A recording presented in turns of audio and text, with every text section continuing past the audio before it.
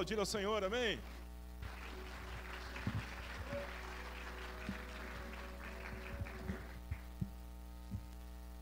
Glória a Deus. Queria que apagasse essa luz, pode ser?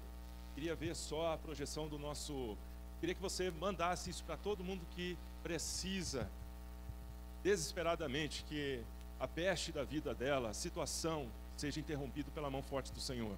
Amém? Nós vamos distribuir isso aqui depois vai pela internet. Eu queria que você visse, depois acompanhasse a leitura da palavra de Deus. Vamos lá de novo, vamos dar uma olhadinha aqui para nós.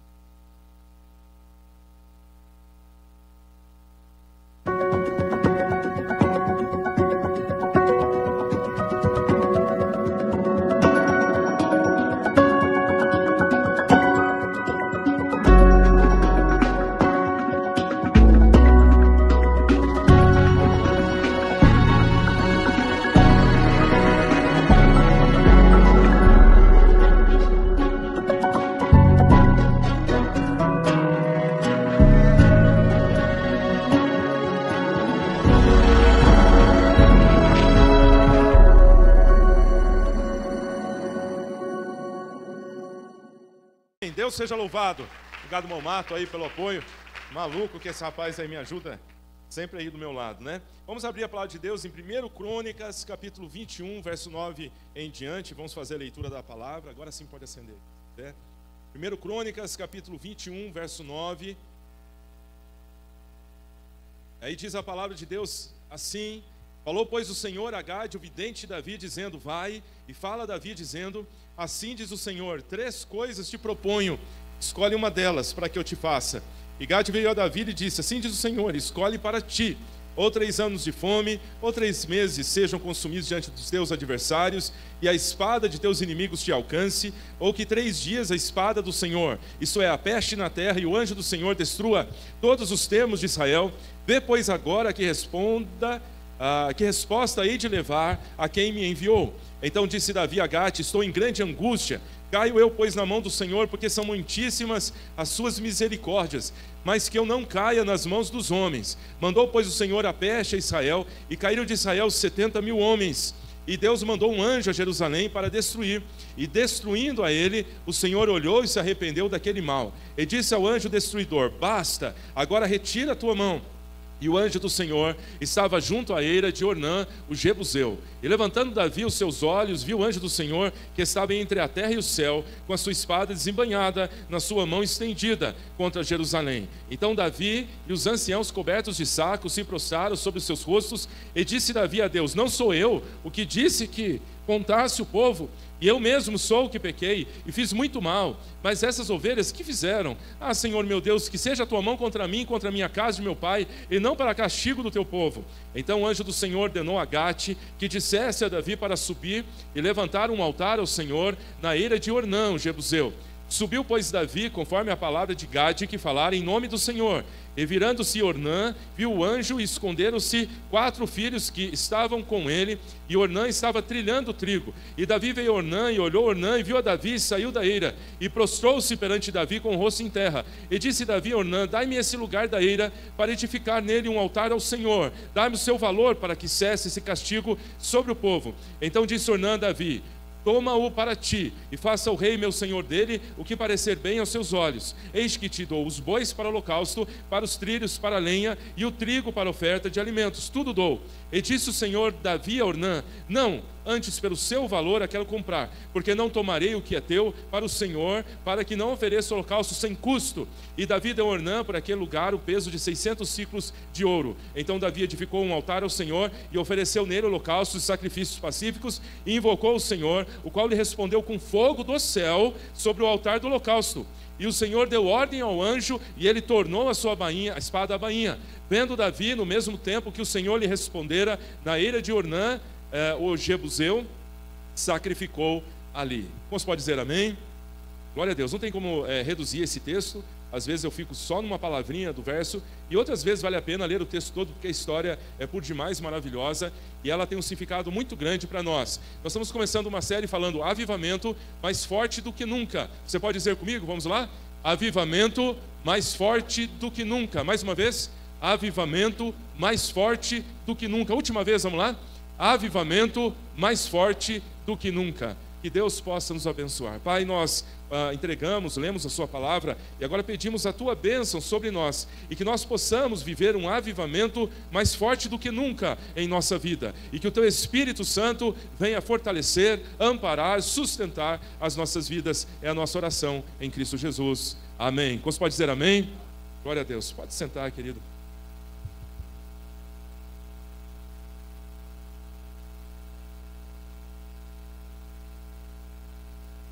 É muito bom ver vocês aqui novamente louvando e glorificando a Deus. Sabendo também que tem alguns irmãos em casa que mandaram mensagem. Vim agora, também, irmão Rodrigo, a esposa, também está com o pequeno, e a família lá também, que acho que com algum tipo de virose. Então que Deus também abençoe, em nome de Jesus Cristo.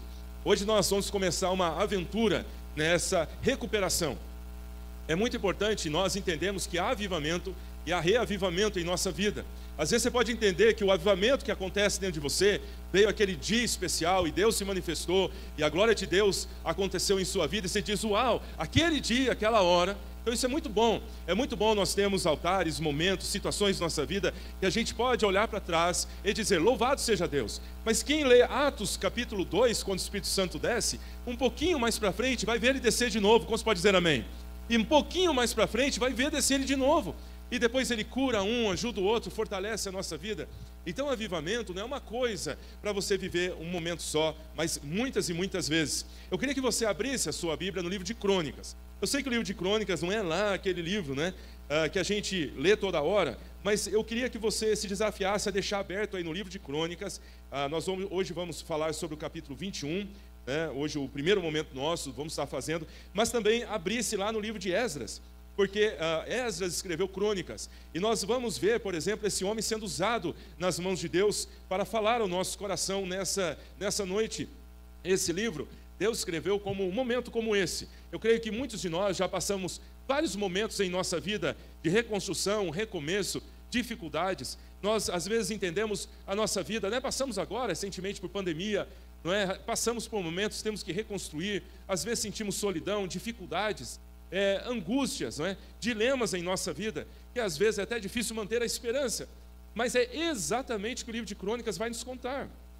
O livro de Crônicas fala justamente para todo aquele que quer recuperar a sua vida, começar de novo, fazer um recomeço, reavaliar o seu passado, ver que teve momento que acertou, mas que teve momento que errou, que teve momento que foi gostoso, mas teve momento que foi angustiante, por causa de algumas coisas que acontecem em nossa vida. E a Bíblia, ela tem lições para nós em cada momento que nós enfrentamos na nossa vida.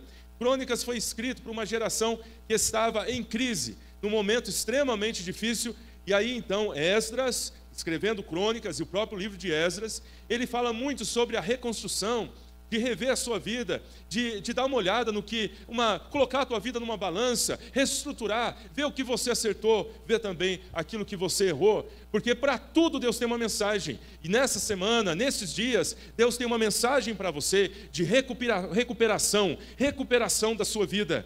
E eu quero dizer para você que o livro de Crônicas está aí para isso, para dizer que você, aleluia, pode recuperar a sua vida, a sua alegria, o seu momento, o seu dia a dia. Você pode viver os melhores anos da sua vida ainda agora, porque Deus pode fazer você aprender os momentos que você errou, as dificuldades que você teve, e colocar no novo momento, e trazer unção e graça para abençoar a sua vida. Como você pode dizer amém a essa palavra?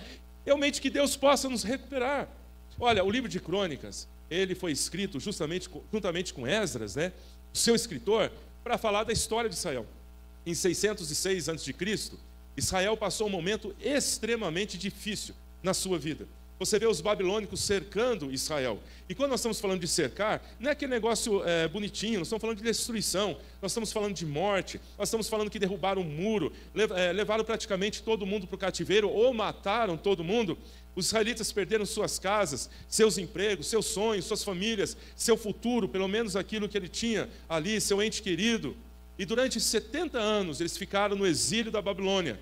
E nesse período do exílio da Babilônia, eles não ficaram num lugar bonito. Eles ficaram do lado de fora, dos exilados, daqueles que serviam, daqueles que eram escravos, daqueles que não tinham nada para acrescentar para a Babilônia, cuja mensagem subliminar é: o seu Deus é mais fraco, o Deus da Babilônia é mais forte, o seu Deus não fez nada por você, olha aí o que está acontecendo na sua vida e tudo mais. E aí Deus pega um homem chamado Ciro, levanta com mão forte, livra eles da Babilônia. E Ciro, quando ele vem com uma ideia diferente, né? A Babilônia quis trazer todo mundo para a Babilônia, e foi realmente uma grande confusão. Tiveram problemas 1000 lá com todo mundo lá. Já Ciro não, ele falou assim: meu amigo, vou dar uma mensagem para todos os povos, vão para casa, voltem para seu país, adorem o seu Deus, vá para casa. E ele começa a dispensar o povo escravo para que possa voltar até ao seu país e ao seu Deus. E em 536, eles voltam para casa. E eles fazem uma viagem que para nós hoje talvez seja normal. 1.300 quilômetros de distância até o seu país. E alguns moravam mais longe. Aí eu fiquei imaginando 1.300 quilômetros. É exatamente o que eu fiz para buscar a minha esposa até o Rio Grande do Sul. Só que eu fiz de carro, fiz em 2 dias, fiz em 3 dias, parei em algum hotel, né? E a gente mesmo assim, mesmo tentando chegar cedo, a gente demorava 20 horas para chegar de carro. Parava aqui, parava ali. Aí eu fiquei imaginando, 1.300 quilômetros a pé, o vovozinho, né? O cachorrinho, com a sogra, o sogro, né? Com os amigos, os parentes, com o papagaio. E aí o rapaz voltando para casa, a eternidade que não levou. Como é que foi demorado? Eu fico imaginando como é que você reconstrói sua família. Aí você vai chegar lá no seu país, depois de você viajar tanto, como é que você recupera isso? Você vai ver sua casa destruída, ou até tomada por alguém. Você vai ver ali os padrões morais destruídos da nação. E aí você começa a ir para casa. Eu fico imaginando que eles ficaram pensando justamente o que nós vamos fazer. E aí, louvado seja Deus, Deus começa a responder a oração para você reconstruir sua vida. Deus levanta 2 homens, um chamado Neemias, outro chamado Esdras. E estes 2 homens são usados por Deus para que eles pudessem realmente desenvolver, não é, a nação para a glória de Deus. 2 homens, um chamado Neemias e outro chamado Esdras. Por que você está falando isso, pastor? Porque eu vou fazer as nossas meditações aqui. Se eu não te contar a história, você não vai entender.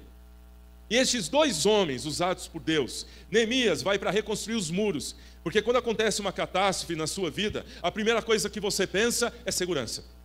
Você quer se cercar, você sabe que os inimigos podem voltar. Então a primeira coisa ali, Neemias vai reconstruir os muros, para que a nação se sinta segura. Não só para que as coisas, a nação, o país, eles precisam saber que Deus está protegendo a sua casa e a sua família. A segunda coisa, então ali, imediato também, Deus começa a trabalhar a questão do templo. Templo de Jerusalém. Esdras começa a reconstruir o caráter, os valores. Ele começa a trazer de volta a palavra de Deus. Irmão, não tem como você reconstruir sua vida se ela não for baseada na poderosa palavra de Deus. A Bíblia é o lugar onde eu posso reconstruir o meu caráter, a minha vida, reerguer a minha adoração. E se você olhar na Bíblia, ali no nono livro da Bíblia, você vai encontrar 1 Samuel, depois 2 Samuel, depois você vai encontrar 1 Reis, 2 Reis, e depois 1 Crônicas e 2 Crônicas. Agora tem uma curiosidade, e quem estuda a Bíblia logo vai entender comigo, que esses livros falam das mesmas histórias. São livros que falam da mesma história. Aí você fica me perguntando assim, pastor, olha aí, você vê, a Bíblia fala de Samuel e você vê Reis. E depois do outro lado, contando a mesma história, você vê Crônicas. E aí vem por que Deus precisaria de dois ou mais, né, pessoas, livros, contando a mesma história. E aí nós começamos a entender o processo da restauração. Deus, quando vai querer restaurar você, vai querer mexer na sua vida, vai querer trabalhar com você, nós não somos todos iguais, não. Deus começa a fazer um processo em nós. E olha só, essas pessoas contam a mesma história. Porém, quando você vê Reis, quando você vê 1 Reis, Samuel e 1 Reis, 1 Samuel, 2 Samuel, 1 Reis, 2 Reis, eles falam da toda a situação política de Israel. Como é que foram os reis, como é que eles, os detalhes, como é que eles mexiam nas questões. Mas quando você vê Crônicas, você vê as questões morais. Ele começa a trabalhar os porquês das questões morais daqueles reis. Samuel e Reis conta aquilo que aconteceu, e Crônica conta o que aconteceu como resultado da escolha daqueles reis. Crônicas, 1 Reis está contando uma história, dizendo assim, assim aconteceu. Só que Crônicas, Esdras, que foi escritor, ele começa a dizer, isso aconteceu, é verdade, mas aconteceu por causa disso. O rei negligenciou a palavra, olha aqui o que aconteceu, olha aqui como ele deixou Deus em terceiro lugar. Esdras está preocupado com a moral, está preocupado não só com a história.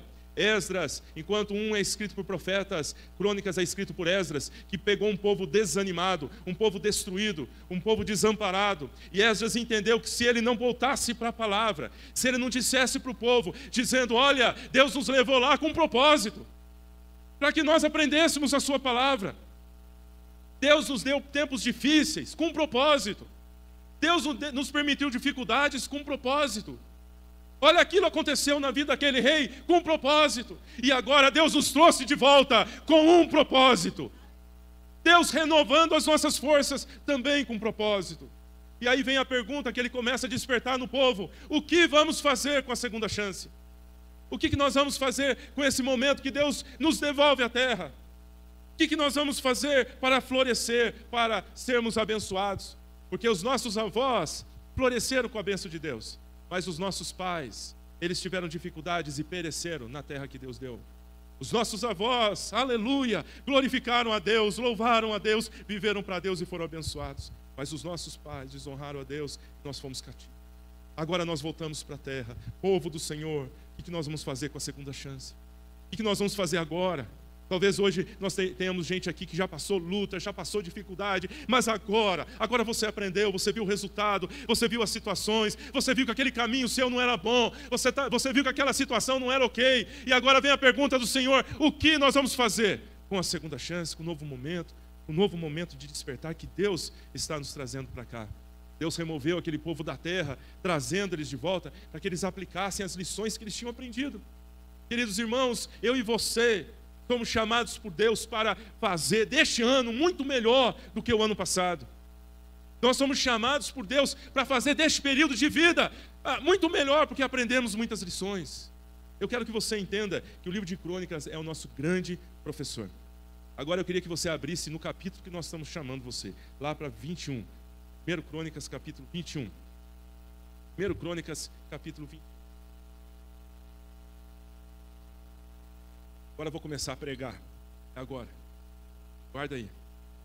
1 Crônicas 21. Olha que texto poderosíssimo. Talvez sua tradução ela esteja um pouco diferente da minha, mas ok, vamos lá. Eu peguei uma tradução aqui mais fácil da gente entender. Imagina, eu queria que você imaginasse isso. Amém? Hoje é domingo, amém? Aí você vem ao culto, Deus te abençoa, amém? Amanhã você levanta, amanhã cedo, toda a praga, toda a luta, toda a batalha da sua vida, tudo aquilo que é ruim, tudo aquilo que desapareceu da sua vida. Aleluia. Imagina isso. Imagina que hoje, domingo, você está aqui, né?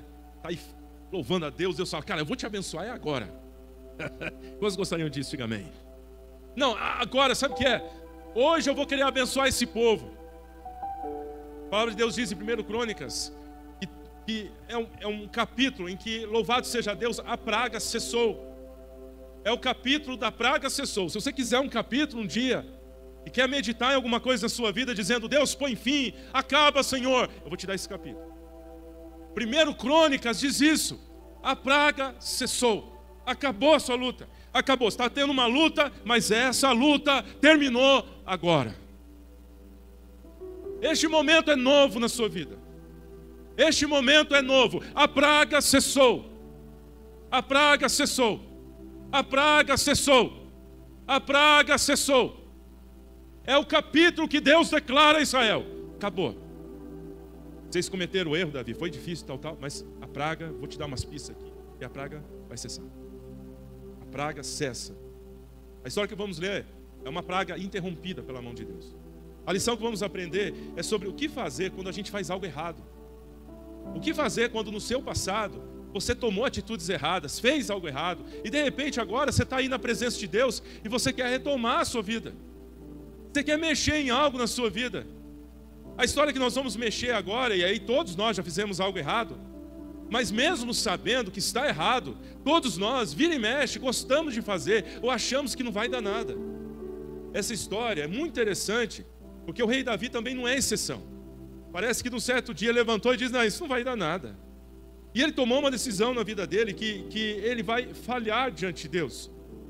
E mesmo assim ele sabia que Deus o amava, que Deus ainda o usava, mas assim como todos nós, por vezes, escolhemos momentos da nossa vida que tomamos atitudes, paramos, deixamos os princípios da palavra, deixamos os moveres de Deus, deixamos as coisas de Deus em primeiro lugar. e aí nós enfrentamos lutas que não era para nós termos enfrentado. O contexto de 1 Crônicas 21 fala justamente disso, de uma lição sobre recomeçar novamente, para que a minha vida seja melhor daqui para diante. Preste atenção, Esdras, conhecedor que o povo estava numa angústia tremenda, ele seleciona momentos da vida dos reis para ensinar eu e você coisas que nós devemos fazer para termos verdadeiros reavivamentos em nossa vida. Esdras olha para trás e vê momentos que os reis passaram, que os profetas falaram, que Deus se manifestou e diz: não, gente, espera aí, isso não pode passar desse jeito, nós temos que dar mais atenção. E aí ele vai falar de uma coisa que é muito engraçada até. Ele não vai pegar de Davi um grande pecado, ele não vai contar nesse caso aqui do pecado do adultério com Betseba, que é um momento triste demais para Davi, mas ele não vai citar isso aí. Ele não vai contar do assassinato de Urias, quando Davi também cai num erro, mas tremendamente ruim, isso prejudicou demais seu reinado. Mas ele também não vai falar da rebelião de Absalão, que foi terrível o coração de Davi. Que momento triste, que momento angustiante de um pai ver o seu próprio filho lutando contra ele. E ele não fala sobre isso. Esdras agora pega uma história que parece que nem é errado. Se você olhar bem mesmo essa história, e o pecado de Davi, parece até curioso, mas nem parece um erro. Pense nisso. Na nossa tradição evangélica, nós nascemos em berços evangélicos, muitos de nós, outros vieram para a igreja, mas rápido a gente pega algumas coisas que crente faz e crente não faz. Rapidamente a gente qualifica pecados em nossa vida como coisas que são pecadinhos, e outros como pecados muito fortes. Rapidamente a gente aprende uma lista de pecados, esse sim, este Deus está contra você, e este muitas vezes é um pecado que parece que a gente pede perdão para Deus e passa rápido. A gente está acostumado a ver listas de pecados, alguns desagradáveis, esse é desagradável, outros como terríveis. E aí quando Esdras vem contar essa história para nós, quando você olha o que Davi fez, você diz: mas não foi ruim assim. Por que Deus vai deixar isso acontecer com Israel? E talvez você fique perguntando: pastor, mas qual foi o pecado de Davi? O que foi que ele fez que precisou que houvesse uma tamanha reconciliação com Deus? A Bíblia fala que ele fez um censo. Foi isso que ele fez. Ele contou o povo, contou os soldados. E aí o seu general chegou e disse: Davi, não faça tal coisa. Não vai sair por isso e contar aí o pessoal isso. Davi, não faça tal coisa. A palavra de Deus diz em Crônicas 21, 1 e 2 que Satanás, olha só que forte, Satanás se levantou contra Israel e incitou Davi a contar o povo de Israel. Então Davi disse a Joabe: sai, vai contar os comandantes, as tropas, e conte de Israel, de Betseba e de Dan, e traga um relatório sobre eles. Agora, se você olhar isso não é uma coisa ruim. Como assim, pastor? Não está na nossa lista de pecado grave, de jeito nenhum. O que você cometeu? Eu pequei. O que você fez? Um censo. Não está na nossa lista de grave, não está na nossa lista de detestável. Você vai sentar no culto tranquilamente do lado daquele que fez um censo. Mas para Deus algo aconteceu. Se você olhar aqui, o censo ajuda muitas nações. Por exemplo, o censo, quando vão na tua porta e dizem: e aí, quantos filhos você tem? Qual é o seu salário? Como é que é o seu marido? Você é casado? Blá, blá. Ajuda. O censo, você fala assim: tem muita criança aqui nessa região, vamos fazer mais uma escola. É bom.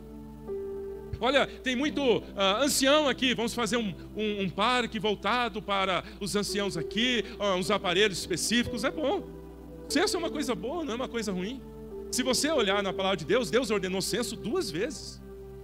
A palavra de Deus diz que quando o povo de Israel entrou ali, saiu do Egito, Deus ordenou um censo. E quando eles vão entrar na terra prometida, Deus também ordenou um censo para contar os soldados, saber como é que ele ia fazer o negócio, como é que o povo ia proceder. Então censos não são pecados, mas o censo de Davi era. A palavra de Deus diz, vai nos contar e vai nos mostrar que Davi queria saber quantos soldados ele tinha. E foi pecado, não pelo censo, mas pelo coração de Davi. Foi pecado não por aquilo que simplesmente Davi contou ao povo, mas o jeito, a maneira que ele fez aquilo. Às vezes nosso pecado não está na frase, o nosso pecado não está no gesto, o nosso pecado está no coração. Às vezes nosso pecado não está em abraçar, mas o jeito que você abraça. Não está simplesmente em você tocar, cumprimentar alguém, mas o jeito que você cumprimenta alguém. Censo não é pecado, mas Davi não estava em guerra. Ele não tinha necessidade de saber sobre Israel quantos soldados eles tinham. Ele só queria saber quantas tropas ele tinha. Quem sabe para olhar para Joabe e dizer: está vendo? Está vendo? Olha o número de soldados. Olha como eu sou grande. Talvez já no final da sua vida ele queria fazer uma contagem para saber a grandiosidade do que ele tinha, quem ele era. E quando ele vai aqui fazer aquilo trouxe orgulho para ele. Joabe, o comandante do exército, chegou para ele em 1 Crônicas, você pode conferir aí, capítulo 21, verso 3, diz: por que meu senhor quer fazer isso? Que Deus multiplique muito o seu exército, mas por que você está fazendo isso? Verso 4, a Bíblia diz que a ordem do rei prevaleceu contra Joabe. A Bíblia diz que em todo Israel havia 1.100.000 homens armados, e em Judá 470.000. Fora os outros, que a Bíblia diz que Joabe nem quis contar. Então Israel tinha cerca de 2 milhões de soldados. E essa cerca de 2 milhões de soldados agora tem enchido o coração de Davi, desafiou o coração de Davi. Será que a sua confiança está no soldado que você tem, Davi? Será que a sua confiança está no curso que você faz? No emprego que você tem? No braço forte que te leva? Nas experiências que você faz? Hein, Davi, será que você acredita mesmo que a tua vitória veio do teu braço, meu filho? Hein, Davi, você acredita mesmo que quando o exército de Israel saiu para lutar e o exército do outro lado era muito numeroso, meu filho, você achou que foi seu braço que te susteve? Você acredita mesmo no seu dia a dia, meu filho Davi, que os soldados que vêm contra você mesmo, na sua força, rebele? E isso constrangeu o coração de Deus. Em toda a Escritura, quando Deus usa pragas, Ele quer chamar a atenção das pessoas. Eu acredito que na época do Covid, muita gente voltou o olho para Deus.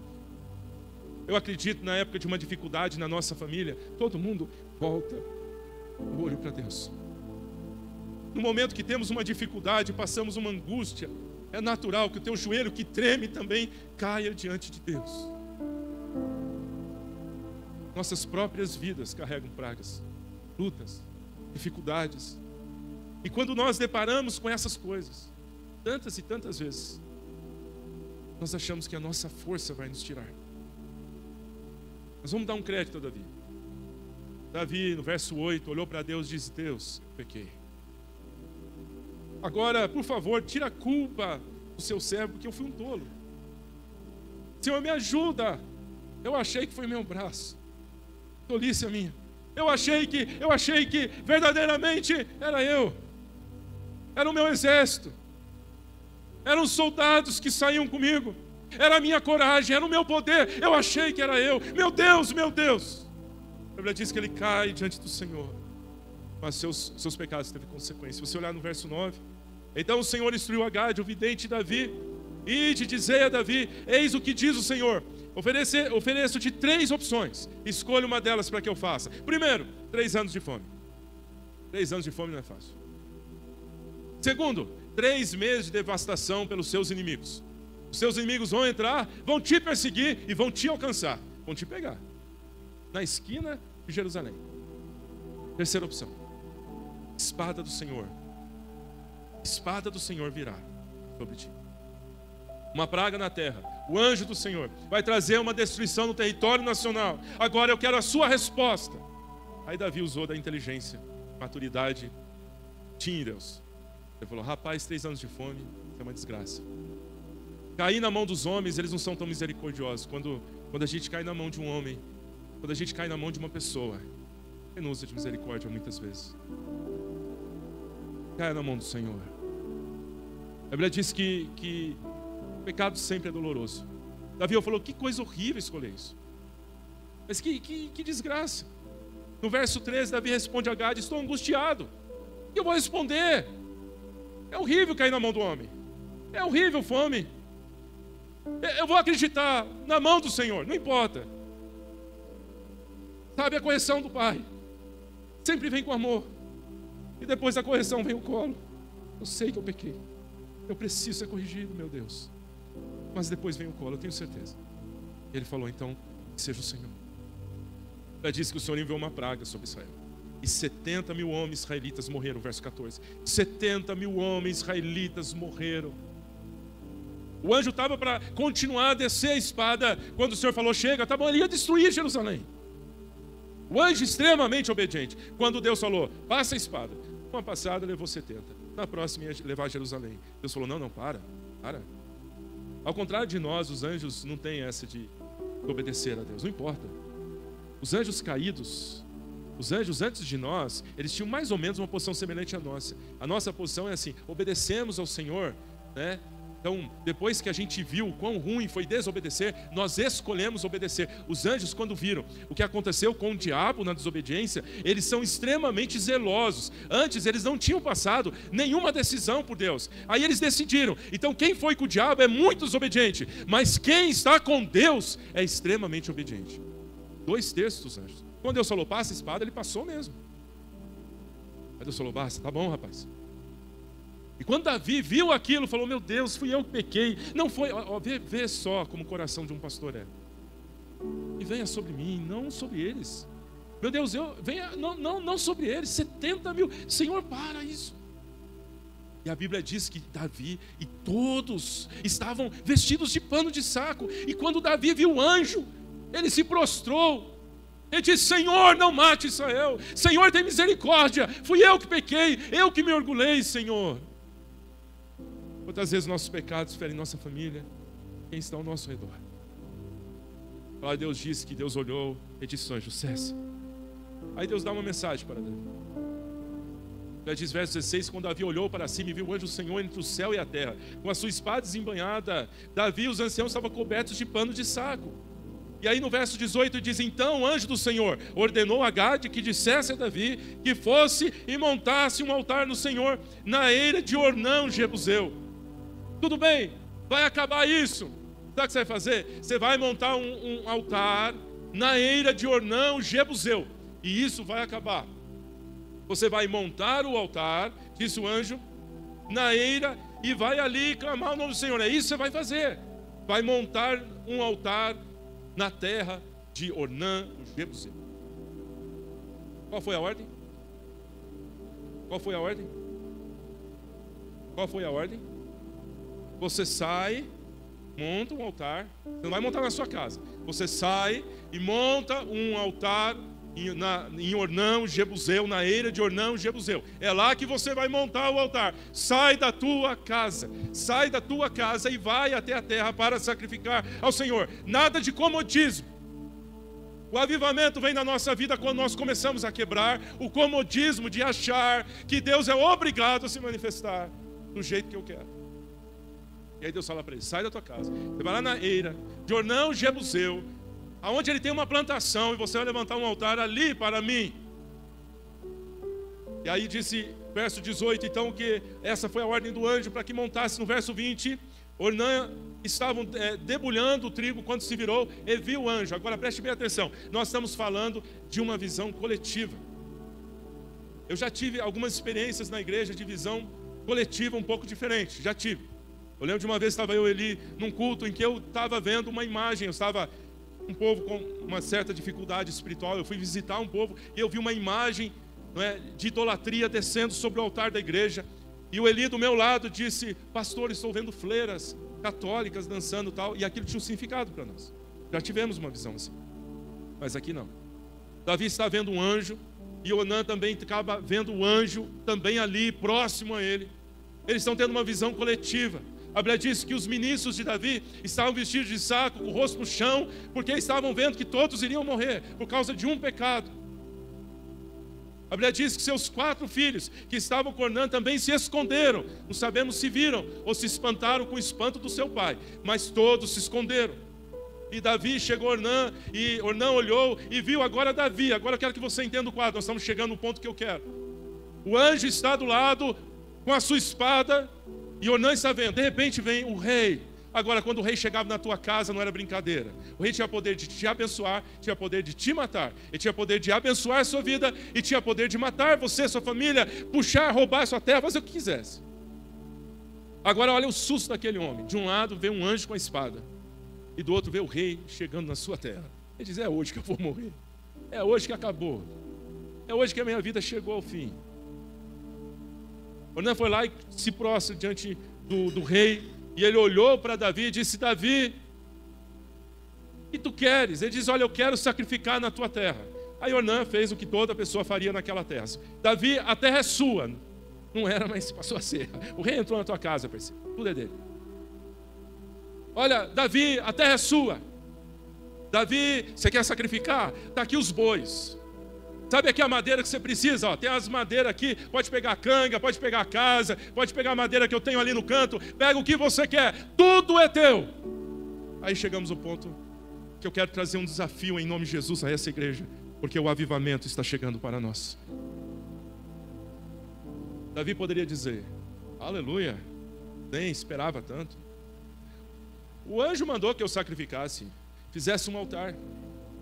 O altar é fácil. Gente, o altar é simples. Qual foi a ordem que Davi recebeu? Sai e... Qual foi a ordem que ele recebeu? Ok, vamos falar juntos. Qual a ordem que ele recebeu? Sai e faça um altar. Qual a ordem que ele recebeu? Sai e faça um altar. Mais uma vez, qual foi a ordem que ele recebeu? Sai e faça um altar. Esse é o ponto-chave do avivamento. Davi era um homem de avivamento. Quando ele chegou e escutou isso, dizendo: sai, ele escutou: eu te dou os meus bois, eu te dou as minhas coisas, eu te dou o meu tudo, pode sacrificar. Olha, irmãos, talvez nós íamos só glorificar a Deus, dizendo: Senhor, glória a Deus, eu achei que ia ser difícil. Então o anjo agora me diz: sai e sacrifica. Aleluia, deve ser porque eu já estou obedecendo. O rapaz já me deu boi, o rapaz já me deu a madeira, as pedras aqui, num tapinha eu ajeito. E aqui eu vou cantar. Davi era cheio de louvor. Se você abrir aqui no Salmo, você vai encontrar tantos louvores. Eu vou cantar 2 salmos que eu fiz, quem sabe 3, não mais do que isso, porque senão é exagero. Eu vou pegar aqui uns salmos que Deus me deu, e eu vou fazer uns cânticos aqui, e eu já estou com tudo pronto, aleluia. Já recebi o boi, já recebi a madeira, já recebi tudo, glória a Deus. A praga vai cessar. Não foi o que Davi fez. Esse é o ponto. Davi era um homem do avivamento. Ele falou: é? Deus pediu o quê? Sai e faz um altar. Eu tenho tudo na minha mão, posso fazer tudo do jeito que eu quero. Deus já me abençoou, abençoou meu caminho, já me deu finanças. Eu vou olhar aqui para cá e vou fazer um cultinho a Deus e vou resolver a história. E aí de repente ele olha e diz: não oferecerei a Deus. É a chave do avivamento. Não oferecerei a Deus o que não me custa nada. Qual é a chave do avivamento na vida de Davi? Ele entendia que Deus dava algumas ordens, mas ele nunca se importou só com as ordens. O que ele queria é atingir o coração de Deus. Ele poderia ter feito ali, recolhido o que aquele homem estava dando. Ele fala: não, quanto é? Não, rei, é tudo seu, eu quero por preço justo. E a palavra de Deus diz que ele coloca tudo ali no lápis para fazer o pagamento. Qual o motivo moral que Esdras está nos contando essa história? O que Esdras está realmente querendo fazer para a nossa vida? Ele quer revelar em primeiro lugar para mim e para você o porquê que o templo de Israel era naquele lugar. Ele quer dizer para mim e para você que aconteceram algumas coisas sobrenaturais ali. A eira é o lugar onde você coloca o trigo. A eira é um lugar muito alto, geralmente é o lugar mais alto da fazenda. E você vai colocar lá na eira o trigo. E quando você coloca o trigo na eira, você joga o trigo para cima e o que não é trigo vai embora. O trigo cai na terra. Por isso que Jesus falou que um grão, quando cair na terra, tem que morrer. Olha só, o grão é jogado e o vento joga tudo que é falso longe. Ali na eira é o lugar onde você vê que havia todo um processo histórico. E Deus fala para ele: eu quero que você vá ali e vai ali fazer um sacrifício. Quando você quer alguma coisa de Deus, você tem um lugar específico, uma maneira, um jeito. E foi neste monte, não sei se você sabe, no Monte Moriá, que foi que Abraão ia sacrificar o seu filho Isaque. Então, na mesma eira em que Deus pede que a praga cesse, ali também há cerca de 1000 anos atrás, Abraão ia sacrificar o seu filho. Veja que o avivamento vem com alguns significados para nós. Davi, você quer que a praga cesse? Você tem que sair do comum, meu filho. Você tem que sair do comum. Davi chegou ali e falou: não, eu não quero nada que não me custe nada. Aqui é o lugar em que eu vou dar para Deus o que me custa.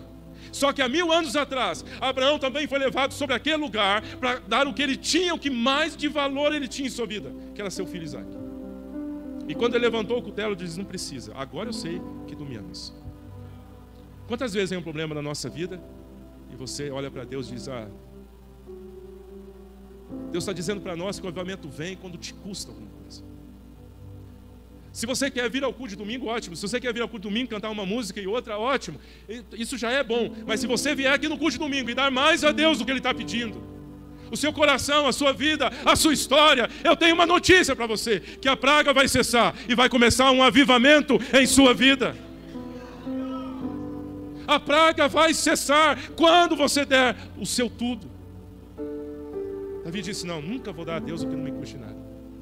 Naquele mesmo lugar, há 1000 anos atrás, Abraão dava o seu tudo a Deus, porque quem dá um filho, dá o seu tudo. Estou com meu filho enfermo em casa, sentou no meu colo e disse: pai, estou com saudade de você. Sentou, colinho cheio de água. Eu não sei o que eu posso fazer mais do que eu estou fazendo meu filho. Não é nada sério, só é o coração do pai. Vai passar. Mas o filho é um alto valor para o seu pai. Abraão sacrificou o seu tudo.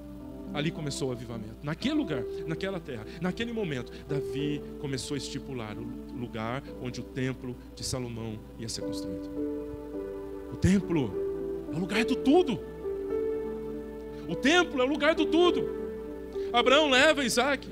A praga do anjo do Senhor foi interrompida ali. O cordeiro foi providenciado para Abraão ali. Essa é a história do recomeço. Pecamos, erramos, falhamos. Somos seres humanos. Mas quando você quer um recomeço com Deus, você tem que aprender a dar o seu tudo ao Senhor. Como Davi, nós fizemos coisas pela vida toda que nos enche de orgulho. Nós achamos que é pela nossa força. Achamos que pequenos pecados não têm valor para Deus. A gente chega no final do dia e diz: Senhor, perdoa aí. Como se Deus fosse obrigado a nos perdoar. Como se isso não machucasse o coração dele. Como se isso não machucasse o nosso coração. Nós praticamos pequenos delitos, pequenas coisas, e achamos que para Deus está tudo bem, para nós está tudo bem. Essa está dizendo que pequenos pecados importam, e pode prejudicar nossa vida. E quando você tem pecado em sua vida, você aprende como Davi a dar seu tudo. E eu quero terminar com pequenas lições para nós essa noite. Em primeiro lugar, aprenda a admitir o seu erro. Aprenda a admitir o seu erro. Quando você vê que você errou em sua vida, não importa se é espiritual, não importa se é do dia a dia, não importa se é no emprego, aprenda, assuma. Eu errei, eu pequei. Deus falou: Davi, meu filho, escolhe 3 coisas. Davi falou: vou cair na mão do Senhor. Mas quando ele viu, ele disse: Senhor, eu pequei. Diferente de Adão e Eva, que Adão olhou para Eva, foi Eva. Eva olhou, foi a serpente. E a gente costuma fazer isso na nossa vida. É o fulano, é o governo, é o pastor, é o amigo, é isso e aquilo. Não é.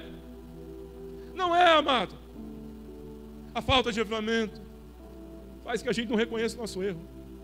Davi, o homem do avivamento, ele olhava e disse: sou eu, cara, é o meu coração. Cara, é o meu coração. Sabe por que o pessoal está cantando, erguendo a mão, e eu não estou? Por causa do meu coração. Não é equipe louvor, não é o pastor, não é a igreja, é o meu coração, cara.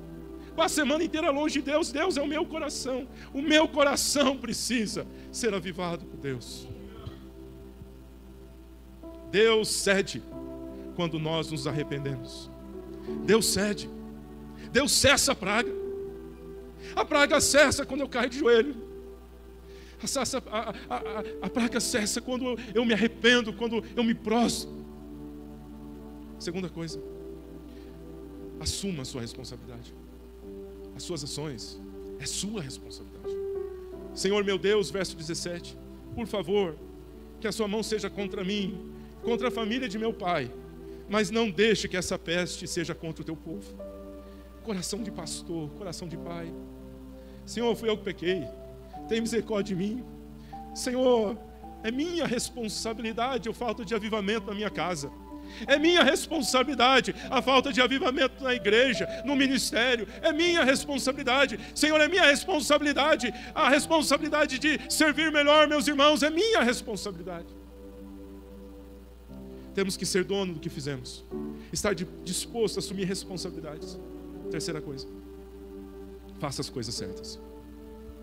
Então o anjo do Senhor, verso 18, ordenou a Gade que dissesse a Davi que fosse e montasse um altar ao Senhor na eira de Ornã, o jebuseu. Eu gosto disso, irmão. Sabe por quê? Porque Davi não chegou lá e disse: só um altar? Não, vou montar 10 altares para Deus. Davi não fez isso. Davi não chegou dizendo: olha, Senhor, eu vou fazer de acordo com o meu coração, porque o Senhor merece. Ele sabia que Deus merecia mais, mas ele fez o que Deus mandou. Avivamento começa quando eu faço o que Deus manda em minha vida. O que você está fazendo? Está aqui de acordo com isso? Tem certeza? Suas palavras, suas atitudes, está aqui de acordo? Preste atenção. E talvez seja essa a lição mais preciosa, e eu vou terminar com ela. Esdras nos ensina como reiniciar com Deus após uma desobediência. Construir altar é fácil. Você junta ali algumas pedrinhas, coloca um animal, sangra ele, põe fogo, canta um cântico e vai para casa. Mas Davi não queria cantar um cântico só a Deus. Ele queria e conhecia bem os mistérios de Deus. Enquanto alguns querem dar o mínimo para Deus, eu quero chamar essa igreja a nós fazermos o máximo para Deus. E quantos querem vir simplesmente para o culto de domingo, eu quero desafiá-lo a participar. Nós vamos lançar culto durante a semana. Nós queremos evangelizar, nós queremos nos comprometer. Passamos uma experiência estranha na pandemia, saímos meio estranhos, mas em nome de Jesus eu quero dizer que a praga cessou e nós estamos começando um novo tempo para a glória do Senhor. E eu estou chamando você a participar desse avivamento do Senhor. Nada que é grande se faz sozinho. Eu não consigo sozinho, você não consegue sozinho, mas nós juntos podemos glorificar o nome do Senhor. Quero que você entenda que o mínimo já é bom. Você pode estar aqui louvando e glorificando a Deus, mas eu espero que nessa caminhada desse ano nós tenhamos aqui pessoas discipulando outras, gente servindo, gente pregando, gente adorando, gente buscando ao Senhor. A quarta e última lição que estou dando é essa: se você realmente quer se aproximar de Deus, faça mais do que Ele pede. Davi não só colocou o altar, mas ele monta o altar, ele oferece sacrifício, ele paga o preço que ele pagou é cerca de 5 milhões de reais para oferecer aquele sacrifício a Deus. Ele pagou cerca de 5 milhões de reais no nosso dinheiro. Ele falou: não vou dar a Deus o que não me custa. Eu não vou dar qualquer trocado para Deus, eu não vou dar qualquer minutinho para Deus, mas Deus vai levantar em mim um homem que possa servir ao Senhor, dando tudo o que eu posso ao Senhor. O verso 24, ele diz: insisto em pagar o preço, porque não darei ao Senhor aquilo que não me custa nada. Irmãos, às vezes nós chegamos no culto, passamos a semana inteira sem que haja um valor real em nosso Deus, em nossa vida. É hora de nós assumirmos a responsabilidade. É hora de dizer: pastor, conta comigo. É hora de nós dizermos: aviva a minha vida. Pastor, sou eu que estou morno, mas eu vou quebrar isso em nome de Jesus. Eu vou quebrar isso em nome de Jesus. Eu vou assumir a minha responsabilidade. Eu vou assumir o que eu posso ajudar. Eu vou assumir o que eu posso fazer e mais. Quero fazer mais do que o normal. Eu quero declarar isso como pastor dessa igreja, que a praga já cessou. Eu quero chamá-lo a se envolver com o livro de Crônicas nesses domingos. Eu quero que você faça do livro de Crônicas um livro de meditação, para sarar eu e você. Está na hora da gente sarar. Está na hora da gente ser curado. Está na hora da gente ser dinamitado por Deus. Está na hora da gente dizer mais glória a Deus, mais aleluia, de ter mais gente sendo salva, de ter mais gente sendo buscado pelo Senhor. Será que não podemos ir um pouco mais? Será que não podemos perdoar um pouco mais, amar um pouco mais, ceder um pouco mais? Será que a gente não pode buscar um pouco mais a Deus em nossa família? Será que a gente não pode buscar um pouco mais a Deus no nosso dia a dia? Custa mais caro? Custa. A salvação é de graça, mas o discipulado vai custar tudo em sua vida. A salvação, filho, ser salvo é entregar a sua vida para Cristo igual o ladrão da cruz. Estou salvo, aleluia, glória a Deus, vai para o céu. Mas o discipulado vai custar tudo o que nós temos. Eu estou conclamando essa igreja a dizer que a praga cessou. Eu queria que colocasse um pouco das fotos para nós. A praga cessou e nós estamos louvando e glorificando a Deus. Essa aqui foi ontem, 120 pessoas glorificando o Senhor. Enquadra melhor para mim aqui, querido. 120 pessoas glorificando o Senhor. 80 jovens, 120 pessoas, gente trabalhando na cozinha, gente louvando a Deus, gente buscando a Deus, gente glorificando a Deus, 120 pessoas na chácara. sendo alcançadas pelo poder de Deus. Foi um culto avivado, foi um culto onde Jesus se demonstrou. Passa um pouco a outra, por favor. Aqui é onde o pessoal estava, a quadra está quase pronta, ainda faltam os detalhes, mas o pessoal louvando, o pessoal jogando, o pessoal brincando, os jovens sendo atraídos. Um senhor chegou para mim e falou assim para mim: pastor, há 20 anos atrás eu trouxe minhas 2 filhas, que hoje já são casadas e elas têm já filhos, e agora, pastor, eu falei, vamos abrir a igreja aqui. Ele falou: pastor, quando abrir a igreja, eu vou vir e vou falar para minhas filhas, você vai comigo, porque eu te levei há 20 anos atrás, você aceitou Jesus nessa igreja, e agora nós vamos lá, para glorificar o Senhor. Buscou os jovens, né, que tinha falado do culto que nós tivemos à noite. Aí uma pessoa que estava, que vivenciou ali o que estava acontecendo, falou: pastor, dos membros da igreja ali ao redor, 20, que são meus amigos, falaram que a hora que nós abrirmos a igreja, nós vamos começar a congregar para a glória de Deus. 20 que eram ex-membros nossos ali da região. Nós estamos no grupo da Sandra com 60 pessoas ali. Nós estamos com um grupo das crianças, e ali eles estavam recebendo Jesus como Salvador. O irmão Adilson tinha feito uma carga de trabalho muito forte, e ele falou: pastor, eu estava com sono tremendo, mas quando falaram vamos, eu louvo a Deus, porque hoje eu vejo que Deus está se movendo na igreja, neste lugar. Irmãos, o avivamento já começou, e eu vou precisar de pessoas para ajudar, amparar pessoas que estão chegando, que precisam de Cristo. Eu queria que vocês colocassem de pé. Um rapaz que eu estava lá no final chegou para mim e falou assim: pastor, um rapaz grandão, nem sei quem foi que levou. O rapaz tinha, olha, Léo, o cara tinha aqui, ó, eu aqui no altar, acho que o rapaz tinha a minha altura aqui no altar, eu aqui no altar, o rapaz próximo da minha altura aqui, ó. Rapaz grandão, forte, encostou em mim e falou: pastor, vou te falar uma coisa, hein? Deus está dizendo, hein? Você vai para as nações, hein? Você sabe disso. Ele olhou com os olhos todos emocionados, vendo aquelas pessoas se converter. Tinha uns 80 jovens, tinha gente aceitando Cristo. Quantos aceitaram a Cristo lá? Davis? 20 mais ou menos receberam a Cristo como Salvador. Aí a minha esposa que está em casa lá, ela falou: amor, nós começamos em 2000 e... quem me ajuda aqui? 2000 e...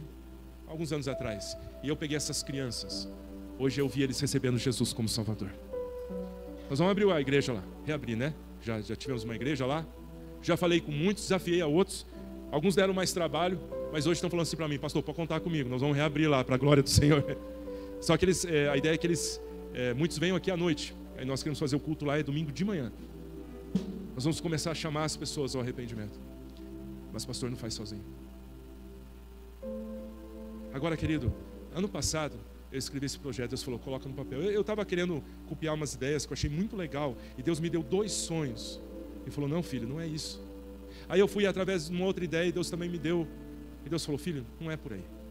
Aí eu escrevi o projeto, está em panfleto. Eu estou procurando as famílias para contar. Eu falei: onde eu posso usar a sua vida? E muitos falaram: pode usar aqui, pastor, pode usar ali. Deus quer usar nossas vidas. Deus quer acabar com a praga da nossa vida. Como é que eu apago, como é que eu termino com as pragas, pastor, da minha vida? Davi falou: colocar em ordem nossas vidas e vamos servir ao Deus Todo-Poderoso. Esdras diz: os nossos avós foram abençoados porque serviam a Deus, mas os nossos pais foram amaldiçoados porque deixaram de servir a Deus. Agora, o que nós vamos fazer? O que nós vamos fazer? Enquanto eles estão cantando aqui, pensa no que você vai fazer. E nós vamos orar para que Deus traga avivamento à igreja. Vamos adorar o Senhor. Fogo de Deus acende em nós, paixão pelo teu nome, Espírito de Deus, derrama aqui o teu poder, o teu amor. Fogo de Deus acende em nós, paixão pelo teu nome, Espírito de Deus, derrama aqui o teu poder, o teu amor em nós. Gostaria que você desse a mão à pessoa que está ao seu lado, por favor. Vamos fechar os corredores aqui. Vamos unir nossas forças para clamar a Deus. Sabe, eu passei uns dias... Cadê o Rogério? Passei uns dias, Rogério, fazendo um check-up da minha vida. A gente faz coisas em toda a nossa vida. Umas são boas, outras não tanto. A gente vai... Eu tenho colocado meu rosto no chão, filho, para que Deus traga avivamento sobre essa igreja. Eu tenho jejuado toda semana para que Deus traga avivamento sobre essa igreja. Mas avivamento é uma coisa que se faz com responsabilidade. Você está comigo há muito tempo, filho. Eu queria abençoar a sua vida, o seu coração. Deus quer mais de nós, Rogério. Deus quer mais de nós, irmãos. A gente é ser humano. Às vezes a gente acerta, às vezes a gente erra. Mas Deus quer mais de nós. Se você está aí no seu lugar, comece a colocar no seu coração todas as coisas certas e erradas que fizemos. Olhe para o seu passado. Vê se não tem coisa agora mesmo que você tem que dizer a Deus: Senhor, eu fiz isso, olha, eu me empolguei, fiz isso, estava errado. Senhor, eu preciso trazer avivamento à minha vida. E eu preciso começar por isso. Eu preciso começar, Pai, confessando a Ti: o erro é meu. O erro é meu. Senhor, o erro é meu. Senhor, me ajuda, o erro é meu. Quero assumir os meus erros. Eu quero assumir, Senhor, que às vezes faço pouco caso das coisas de Deus. Eu quero assumir que às vezes eu faço pouco caso das bênçãos que Deus me dá. Senhor, eu quero assumir que às vezes problemas são causados por mim. Sentimentos vêm do meu coração. E eu quero clamar a Deus: vem, renova, vem, me enche, vem, me transforma. Senhor, usa a minha vida. Senhor, renova a minha família. Me enche do Teu Espírito Santo. Senhor, faz uma obra. Eu preciso da obra de Deus. Aí no seu lugar vai clamando ao Senhor. Aí no seu lugar vai clamando ao Senhor. Aí no seu lugar confessa ao Senhor. Clame a Deus por um avivamento. Clame a Deus para que a praga cesse. Clame a Deus para que você dê o seu melhor. Clame a Deus para que você seja um instrumento na mão de Deus. Clame a Deus para que Deus faça uma obra sobrenatural acontecer. Levante a sua voz. Levante a sua voz e clame. Levante a sua voz e clame. Levante a sua voz e chame Jesus. Oh, Jesus, usa a minha vida. Jesus, fortalece a minha vida. Jesus, ampare a minha vida. Em nome do Senhor. Em nome do Senhor. Em nome do Senhor. Em nome do Senhor. Em nome do Senhor. Aleluia. Aleluia. Aleluia. Aleluia. Cheira calamai. Oremara marcha de acero me casa. Vem, acende em nós, Senhor. Vem, acende em nós paixão pelo Teu nome. Vem, acende em nós, Senhor. Vem, acende em nós, Senhor. Vem, acende em nós paixão pelo Teu nome. Pelas tua casa, Senhor. Pelas coisas que vêm de Ti. Pelas coisas do Senhor. Mais amor, mais amor, Teu nome. Mais cuidado. Vem, acende em nós, Senhor. Vem, acende em nós, Senhor. Vem, acende em nós paixão pelo Teu nome.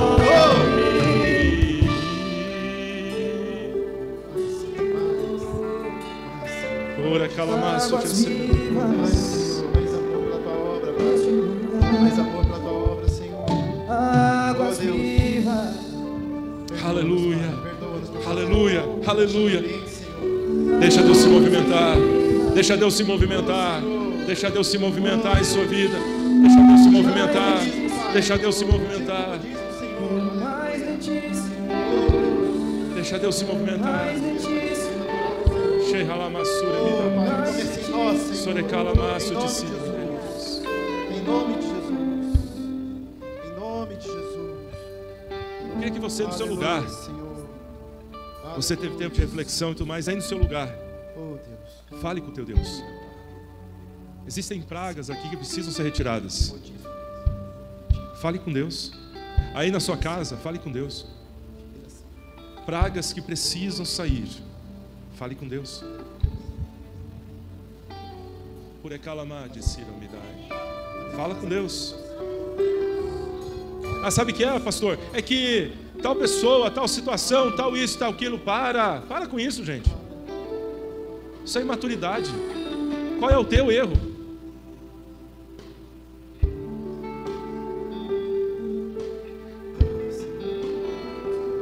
Existem pragas que é nós mesmo. Fale com Deus.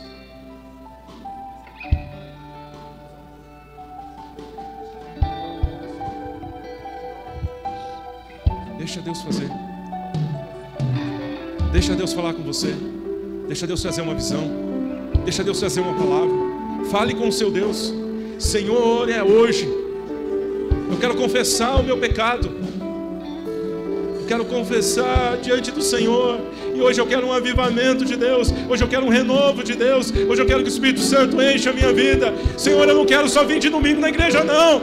Eu quero dar mais para Ti. Eu quero dar mais o meu tempo. Abrir minha agenda. Abrir meu coração. Senhor, enche a minha vida. Eu não quero o meu reino particular. Eu quero o reino de Deus. O reino de Deus. O reino de Deus. O reino de Deus. O reino. Venha o Teu reino. Venha o Teu reino. Venha o Teu reino. Venha o Teu reino. Venha o Teu reino. Venha o Teu reino. Venha o Teu reino. Venha o Teu reino. Ei, Deus tem liberdade na sua agenda? Ei, Deus tem liberdade na sua agenda? Me diz, Deus tem liberdade na tua agenda? Deus tem liberdade na tua agenda? Cabe Deus na tua agenda? Você tem dado tempo para servir e glorificar a Deus? Antes de Cristo voltar, você é um discipulador de almas. Você é um discipulador de almas.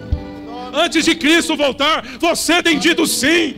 Você tem dito, eis-me aqui, Senhor, envia a mim. Você tem tempo na sua agenda? Me diga em nome de Jesus, porque Deus vai avivar essa igreja e vai querer avivar você e vai querer colocar você em outro patamar. Ei, você tem tempo para Deus. É o teu reino ou o reino dele?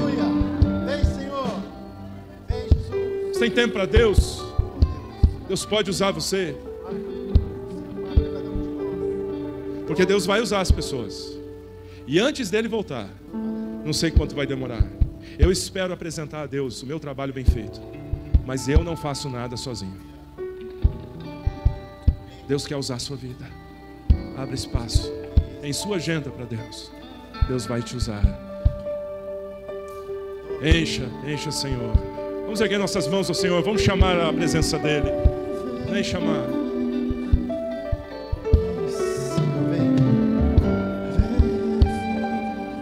Eis-nos aqui, Senhor. Queremos te servir.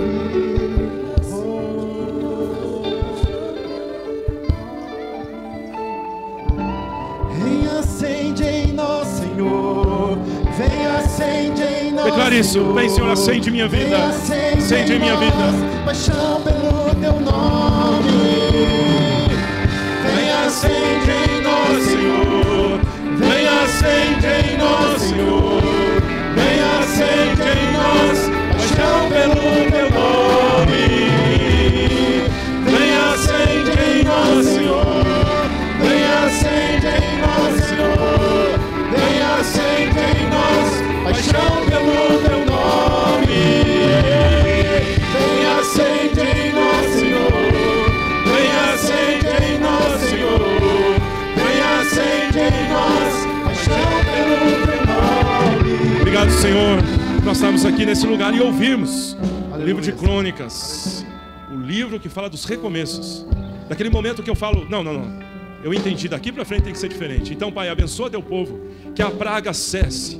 Eu declaro a praga que cesse. Eu declaro, Senhor Deus, que essa praga cessou. O Senhor tem dado uma direção, o Senhor tem dado renovo, o Senhor tem dado vida, o Senhor tem dado, Senhor, novos momentos a essa igreja. E eu declaro que a praga cessou e que o amor de Deus o Pai, a graça e a paz do nosso Senhor e Salvador Jesus Cristo, a comunhão, a consolação, o poder e as santas manifestações do Espírito de Deus estejam sobre seu povo, agora e para todos sempre. Aleluia, amém e amém. Vamos aplaudir ao Senhor.